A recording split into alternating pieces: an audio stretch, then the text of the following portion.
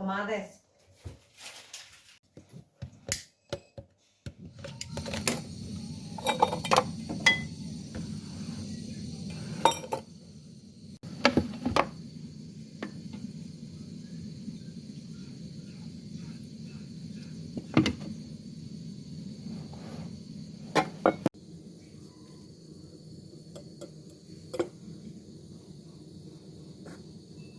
Συνεχίζουμε με σοκολάτα.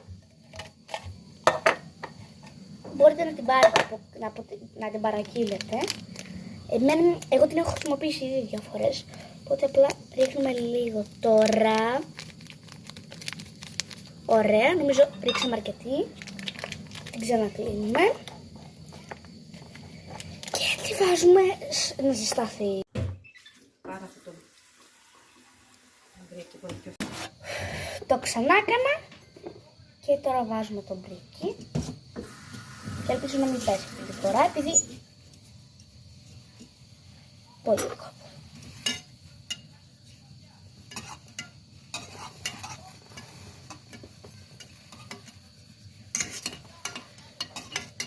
Γι' αυτό θέλω να μου πεις μόνο κάτι λίγο.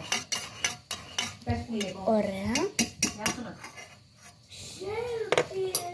Ναι. Λοιπόν, τώρα σχεδόν ετοιμάστηκε. Λοιπόν, παιδιά, τώρα το βράζει. Ακόμη λίγο χρόνο θέλει, απλά λίγο να ζεσταίνεται. Όχι να καίει, απλά να ζεσταίνεται.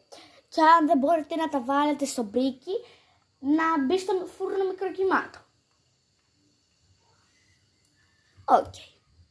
Εδώ είμαστε και τώρα σε 10 δευτερόλεπτα ίσως το βγάζω.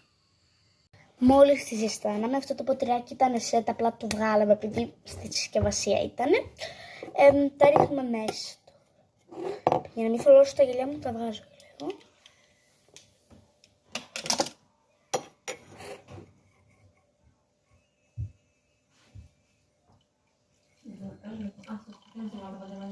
Ωραία.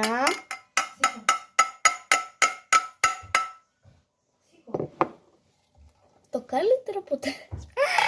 Λοιπόν, είναι έτοιμο. Ρίχνουμε και το κουταλάκι του. Και μυρίζεις. Τώρα νομίζω είναι έτοιμη. Μόνο η δοκιμή. Κάτι τελευταίο ξέχασα να σας πω. Το κερασάκι σε τούρτα.